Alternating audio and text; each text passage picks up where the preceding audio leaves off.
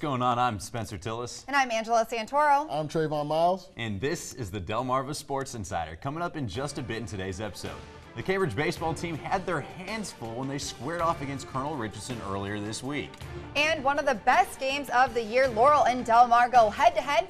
But who walked away with the win? Find out in just a bit. And this April on Delmarva only could mean one thing. The boys are back in town. The Shorebirds open up their 2015 season. Highlights coming right up.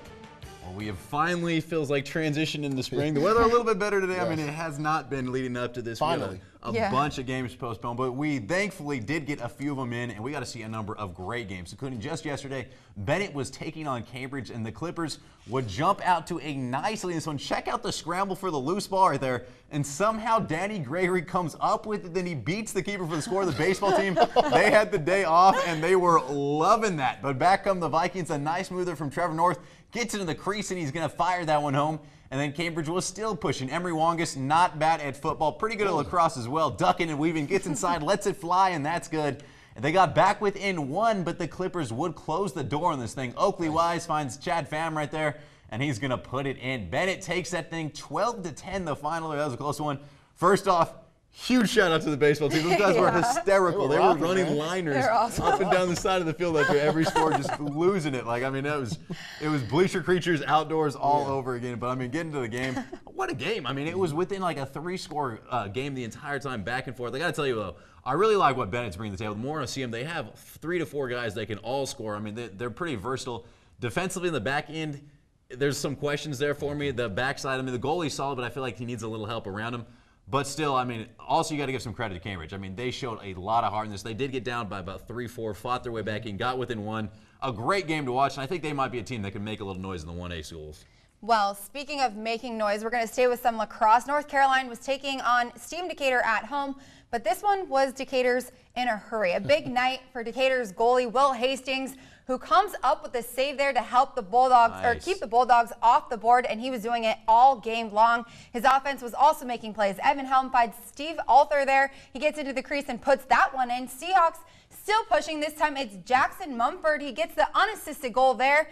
Then it was North Carolina's goalie. I have to give a shout out to him because he kept battling. Shane Scharf here. He had a great game, but it was Decatur who would end up taking this one 10-0 the final. And I did have to give North Carolina's goalie that shout out there because, you guys, he was making saves all over the field. But you know what? They started to show some life. But you know what? It was Decatur that walked away with this one. They went up 5-0 at half. And once you get up to be 5-0 at half, I don't know if there's really a way to inch your way back into that one once you've gone down. Decatur notched down another 5 goals. Yeah. It was 10-0. Decatur is a very solid team, and you guys, they are athletic. One of their big players, Shane Moore, did go down. I think he is okay though. But I mean, they're out to get it this year. Talk about Shane Scharf. I got to see him a couple days before that when they played against Bennett, and it was the same thing. I mean, this guy was doing everything he could to keep his team in it. Yeah.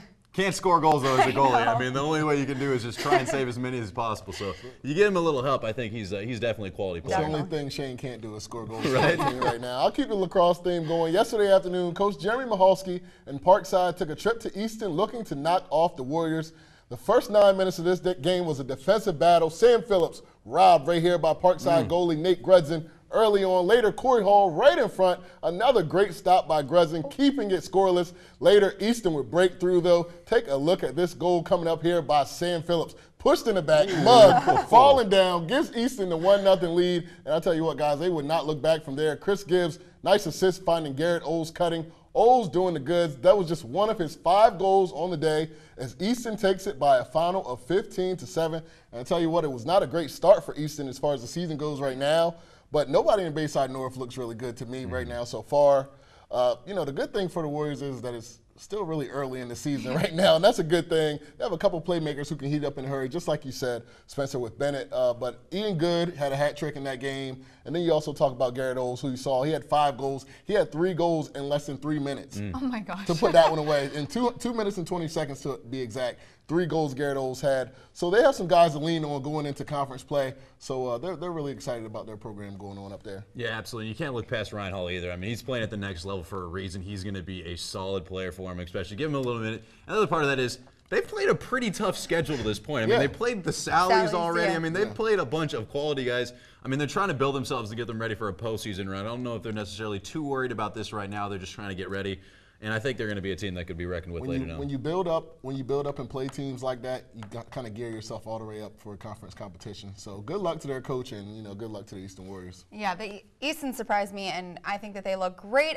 Like you guys said, I think that they're definitely going to take a run for this one in postseason. But it is time for our first commercial break. But when we come back, it's time to take things to a different field. I'm talking about high school baseball and softball, so keep it right here. Lexi Woodruff, Cape Lacrosse Attacker. You're watching Delmarva Sports Insider.